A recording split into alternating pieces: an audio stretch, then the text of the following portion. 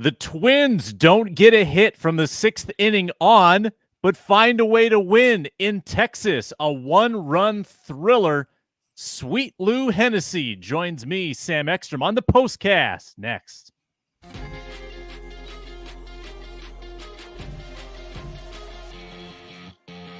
You are Locked On Twins POSTCAST, part of Locked On Minnesota on the Locked On Podcast Network. Your team every day. Good evening, everyone. I'm Sam Ekstrom, filling in for the postcaster general himself, Luke Inman, getting a deserved night off. I'm the executive producer here at Locked On Sports Minnesota, pinch hitting on a night where the Twins win 3-2 over the Texas Rangers. I'm joined by Zone Coverage's Lou Hennessy at Sweet Lou MN on X. And Lou, the Twins get the job done tonight. Bailey Ober, another quality start. Kyle Farmer, early thrills with, I'm calling it an inside the park home run. I don't care if there's technically an error on the play. It's an inside the park home run. Bullpen shines for the Twins. They clutch up by manufacturing a run in the 9th against one of the best relievers in baseball, covering all of that on tonight's show. It's brought to you by Game Time. Download the Game Time app, create an account, use code LOCKEDONMLB for $20 off your first purchase. Terms apply. It came down to the 9th, Lou. 2-2 game going to the 9th with no runs scored in innings 3 through 8. Top of the 9th, Twins Twins get a man on. Matt Wallner walks, steals second. Another man, Margot, walks. First and second, one out, wild pitch. They advance to second and third. Carlos Santana narrowly misses a 3-run home run foul, but he does the next best thing, sac fly, to make it 3-2, and then Jhoan Duran finishes it off, a tidy 1-2-3 bottom 9, and the Twins taking advantage of a slumping Rangers team. They win again by 1. What's your headline? You know, I think we should actually start at the back end of the game. You know, one of the biggest storylines is the battle of the bullpens, like you said, and with Jhoan Duran coming right after an outing that he probably didn't exactly love yesterday, that's something that Rocco does really well, is that when a relief pitcher kind of maybe gives up a couple runs one day, maybe doesn't have the outing that they were going for, he gets them right back on the horse the next day. And you saw how valuable that could be with someone like Duran tonight, to put the exclamation point on a really solid night for the bullpen in general. Yeah, I don't believe the bullpen allowed a more than one base runner, a 2-out hit in the 7th, nothing in the 8th, nothing in the 9th, on a night where Bailey Ober had to gut it out through 6. He wasn't as tidy as usual. The bullpen, though, very much was. This Rangers team, Lou, doesn't have much of an offense. This is a series that you need to take advantage of. Corey Seager held out of the lineup tonight. I know FS1 really highlighted that in the 9th inning, saying, man, this is a guy you would love to be able to like pinch hit in the 9 spot for Taveras, and instead he gets fanned by Duran. But the Twins offense really disappeared in this one, and it's a game that they're probably fortunate to have won. And we're not expecting the offense to explode without Lee, without Correa, now without Buxton. We'll get into that. But they showed in the first 8 batters of the game, Lou, they hit 6 balls to the warning track or over the wall. 6 out of the first 8 against Cody Bradford. Yeah. 2 of them were caught. The Lewis double, the Castro home run, the Farmer inside the park home run, and then Kepler missed a home run just foul by a foot, clubbing Cody Bradford early, and then he settled down. It dried up for the offense. It's nice when you can steal one when your offense isn't really clicking on any type of cylinder for the last 6-7 innings of the game. No doubt about it. And I think it really goes to show how valuable it could be to have some of these veteran players that maybe were not holding their own the first half of the season, especially in the first month there. Imagine back in April saying, they're going to play the defending world champions, and Christian Vasquez is going to have some key hits. Kyle Farmer is going to get an inside the park home run that we're going to call. And then, of course, Carlos Santana up there to get the most important hard contact of the night to drive in that winning run. And, at the end of April, you'd be like, what? Those guys are still on this squad? Are you kidding me? Have you seen their numbers? But think about just how much they've really started to turn it around. Even someone like Farmer, who's seeing his OPS steadily creep up little by little. Yeah, Kyle Farmer. He's at the Mendoza line right now. He's Yeah, hitting 200, but I think we should give him an extra 100 points because he had an inside the park home run of tonight. course. It was unbelievable. Twins finished the game with 3 runs, 6 hits, and again they used 2 walks and a sac fly to take the lead in the 9th inning. Bailey Ober, the starting pitcher in this one for the Twins. Bailey Ober, 10th consecutive quality start. FS1 did a great job outlining his rank in Major League Baseball since June 16th. First in ERA, first in WHIP. I always filter this with Bailey Ober. I look at his ERA without the season debut in Kansas City, where he gave up 8 in 1 inning. Sure. He would be 8th in baseball in ERA if you take out that first outing. I love seeing someone get to the point where Rocco trusts them a third time through the order. It's so refreshing. And it wasn't easy for Ober really at any point tonight, Lou. Didn't have a 1-2-3 inning, had to wriggle out of a lot of trouble. But that shows me something, too, that Rocco trusts him to get out of trouble. So he's ascended essentially to their number 2 guy. And I know Pablo hasn't really pitched like a number 1, but much needed with Joe Ryan being on the shelf for who knows how long. Bailey Ober continues to step up. No doubt. He's been absolutely bones for them for a few months now. And I think the Rangers did something today that they regretted in the first inning, and that was get Bailey Ober mad when they did a little shenanigans of a late called time that pitchers, especially guys like Bailey, get really fired up about. And I think that kicked him into a higher gear, and it got him out of that jam and then propelled him through the rest of the start. So I don't know, maybe that's his superpower. He's just getting angry in these starts and it's fueling him, but whatever he's doing, it is working because he's been one of the top arms in all of baseball really since, like you said, early June. The long beard and the long sleeves in Texas, bold moves for go. Bailey Ober. Yeah, I think CJ0 tweeted out that he looked moist out there. Ooh. He looked moist, but he got the job done tonight. 6 innings, 2 runs, 7 hits, several walks. Again, not the sharpest, but when it's a bad Ober outing and he still only allows 2 runs, you'll take that every single time as the Twins win 3-2. Gave up both the runs in the first inning. And they didn't really, they didn't club him the way the Twins clubbed Bradford. The Rangers did not have an extra base hit all night.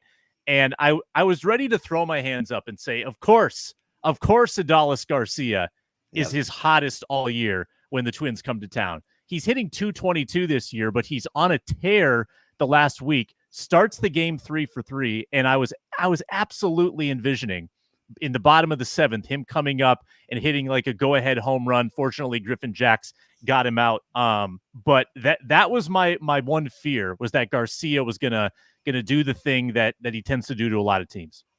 Yeah, this kind of seemed like one of those games that maybe the Twins of 2021, 2022, when they were kind of still retooling, refinding their grip on the ground and everything. This was a game that it felt like they would have lost. They would have lost in the same way that the Twins won tonight, which was, a sloppy relief pitcher that has a pass ball that extends the inning, and then a sac fly brings in the winning run, and then you can't get a single hit in the last inning, in the last frame there. So it shows that this team has grown, I think, in the last few years, and I think it's time to start watching them through a different lens, maybe. Yeah, it was a mature win. They handled business against a world champion, yes, but a scuffling world champion. They've lost 6 consecutive series. They're not going to the playoffs. I know they turned it on late last year to win 90 games and win the World Series. It's not going to happen, Lou. Yeah, it's not happening for Texas this year, still in that World Series hangover. Twins gained half a game on Cleveland tonight, who is idle. They are 4 games back in the AL Central, and they maintain a nice little cushion in the wild card. They are now 4.5 clear of Boston in that wild card, 2 ahead of Kansas City. When we return, we give Kyle Farmer's inside the park home run its just due. We're going to break it down in excruciating detail coming up on the Locked On Twins postcast. We are brought to you tonight by Game Time, an authorized ticket marketplace of Major League Baseball, which makes it super fast and easy to get tickets into Target Field. The prices actually go down the closer you get to first pitch. You could have gotten some great seats for that Royals series for that Guardian series, the 7-game homestand at Target Field. You'll have a chance to get back there later in the month of August, and you can check out Game Time for all the flash deals, which are exclusive in-app deals on select seats, the zone deals where you choose the section, Game Time chooses the seats for great savings. Make sure you toggle on the all-in pricing. You can see the all-in price. You get a view from your seat. It's a super easy-to-use app. I like to check it out for whether it's Vikings, Wolves, Twins, whatever you want in this market. Take the guesswork out of buying MLB tickets with Game Time. Download the Game Time app, create an account, use code LOCKEDONMLB for $20 off your first purchase. Terms apply. Again, create an account, redeem code LOCKEDONMLB for $20 off. Download Game Time today. Last-minute tickets, lowest price guaranteed. All right, that's Lou Hennessy. Find his work at zonecoverage.com. I'm Sam Ekstrom, filling in for Luke Inman tonight. Luke has been holding down the fort all season long here on the Postcast. Now, let's go to the top of the second inning for the play of the night. Happened early in the game. I don't care what would have happened later on. No matter what, this was going to be the play of the night the second it happened. Kyle Farmer rips one to the gap in left center field. It hits the exact angled part of the wall, Lou. There's like, what, a 2-foot section there that's angled. It hits the angled part and then rolls perfectly along the warning track away from the center fielder. And I think this is probably headed for a triple. I understand they gave the center fielder an error, not technically an inside the park home run. Little bobble out in center field. And Kyle Farmer gets the green light. He slides in head first for what I'm calling an inside the park home run for Kyle Farmer. The bench reactions, Lou, worth the price of admission tonight. Royce Lewis freaking out. The coach is freaking out. This is Kyle Farmer we're talking about, running 360 feet around the bases for a Little League home run.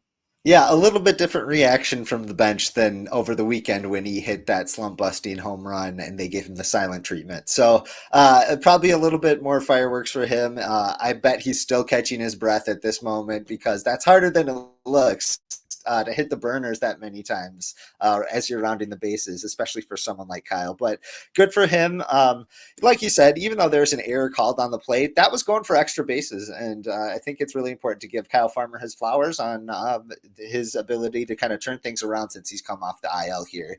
And they're going to need him to play some, chances are they're going to need him to play some pretty essential innings down the stretch here. And if this is the version that we're going to get, it's going to be all the better for the Twins. Would you like to guess how many triples that is in the career of Kyle Farmer? For some reason, I feel like there's more than he gets credit for. I'm going to say he has 5 triples in his career. That's a pretty good guess. He debuted in 2017, and tonight was his 7th career triple. Okay. Yeah, you're right. More than you would expect. He had a couple in 21 with the Reds. Actually had 2 last year with the Twins. I don't remember the Kyle Farmer triples, but there they are. That was super exciting. And the Twins hit the cover off the ball in the first 2 innings against Cody Bradford. Lewis had a double that was sandwiched around warning track flies in the first. Twins didn't score. Then they start the second going home run, quote unquote. And then later on had Max Kepler almost with a home run down the right field line. And then Bradford really settled in. Both pitchers settled in the middle, late innings. And as we iterated in the first segment, Bullpen wins it for Minnesota. I had a note on Kirby Yates, by the way. Yeah. 1.02 ERA coming into the game. Second best ERA in all of qualified pitchers in baseball. Second only behind Emmanuel Clase. I haven't followed the season of Kirby Yates. He's a bit of a journeyman. He's been in the league 10 years. I had no idea he was like an ERA leader coming into that appearance until I looked it up. And it was a sloppy inning by him, but uncharacteristic apparently for this season. Goodness, I would have loved for the Texas Rangers to make the decision to sell this year at the trade deadline. They were still kind of treading water at that point, and it's going to be a really tough argument to try to tell defending champions to sell things off the very next trade deadline. But I really wish they would have sold some of their pieces, significant pieces, and Yates would have been one of them. He would have been an incredible addition to this Twins bullpen. I think that he's going to be a free agent at the end of the year, so maybe depending on what sort of contract he's looking for, if they move things around, he could be a target. But he's been absolutely incredible for the Rangers, and I'm really glad the Twins were able to scratch something across against him tonight. Trevor Richards isn't doing it for you. You're not enthralled by the wild pitches and the walks. Look, I didn't say that, but I think Yates might have brought a little bit more firepower. Why not both? That's yeah. You can do more than one thing. Sure. Imagine. Yeah, come on. I want to jump around back to Bailey Ober as well. I know we touched on him already, a little all over the place, but I've got his stats since June 16th. Mentioned number 1 in baseball in ERA, opponent batting average 152, 10 straight quality starts now, 6 or more innings in each of those starts. 4th overall in WHIP in Major League Baseball. Like this guy has been unbelievable for the Twins. Now, tomorrow will be 2 months of just elite, high-level pitching from someone that I think we were hoping he'd be a number 3 caliber this year, and he's done even more than that. And he does it without overpowering stuff. It's just solid. It's not a lot of 8 innings scoreless. It's just a lot of 6, 7 innings, 2-3 runs, always giving you a chance to win. He has such a crystal clear plan of attack, it seems like, and that's to really pound the strike zone with fastballs on the upper third and above the strike zone. I think they have said on the broadcast something like 80% of his strikeouts with his fastball have come in the top third of the zone or above. So he's getting them to chase above the zone, and that's the highest in the big leagues over the last 2 years. So he has a crystal clear plan of attack where he starts them off with that, and then especially against left-handed hitters, that changeup that he's able to locate, pretty consistently with really good precision. You can just see what's made him so successful this season, and especially over the last few months.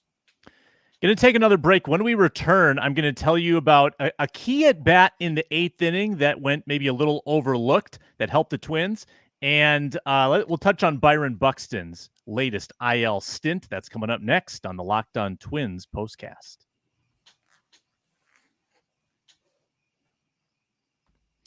We are brought to you tonight by Prize Picks. Prize Picks is the number 1 way to play fantasy sports in America. Let me tell you more about it. Prize Picks gives you a chance to win up to 100 times your money with as little as 4 correct picks. If you're looking for cool promotions, Prize Picks has you covered every week, whether it's on Tuesdays, lowering select players' stat projections to help your lineup hit, or on Fridays, getting your entry fees back if you have a losing lineup.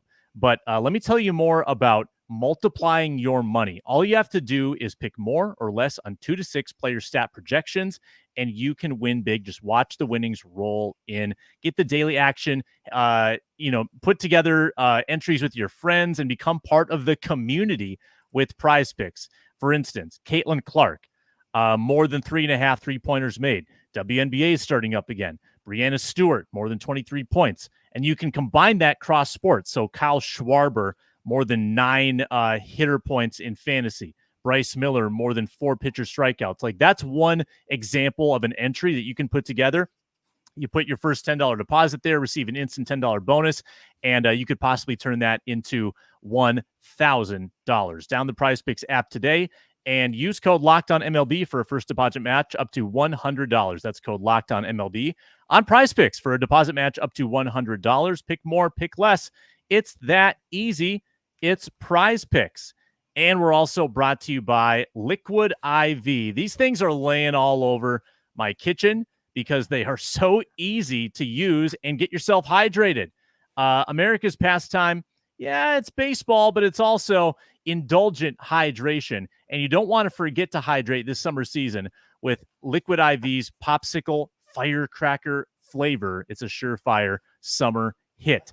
You can blast off with the iconic summer flavor of Popsicle Firecracker. It is citrus-fueled lemon lime, tart cherry, and raspberry flavors. Yep. Also check out acai berry, lemon lime, and pina colada. We've got the citrus orange hanging out in our kitchen. My wife and I use it constantly. You just snip it open, pour it in your liquid of choice, and boom, you are hydrated with all those good nutrients. So no more thirsty summers when you indulge in hydration with Liquid IV. Get $20 off your first order of Liquid IV when you go to liquidiv.com. Use code MLB at checkout. 20% off your first order when you shop Better Hydration today using promo code MLB at liquidiv.com.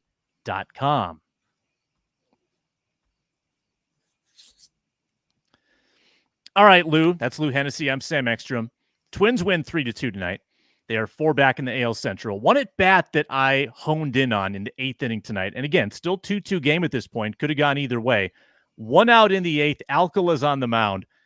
He had a 10-pitch at bat to Jonah Heim, and who can be a really dangerous hitter. And it seemed like Heim just had him really well timed, that Heim had the edge in that stalemate. And he put a great swing on it. I mean, he hit it on the screws right to the shortstop for a loud out to get the second out in the 8th inning. That felt like an at-bat that could have swung some momentum. Heim gets on. Maybe it's a single, maybe it's a double, but he gets on base, maybe wreaks some havoc. They get one more big hit. That could have been the turning point. I was kind of holding my breath with that moment in the game. Big sigh of relief when he lined out. But that's my underrated at-bat of the game. Do you remember that one? That's huge. That's a huge moment in the game. And like you said, just so much tension, so much pressure, so much heat had me reaching for my Liquid IV, sponsor of tonight's episode. It was a high tension moment. It felt like a playoff atmosphere, even though they were playing maybe somebody who probably not going to find themselves in the playoffs, but still that pressure was still there. And that was still a huge moment in the game. And like you said, it really paid off at the end.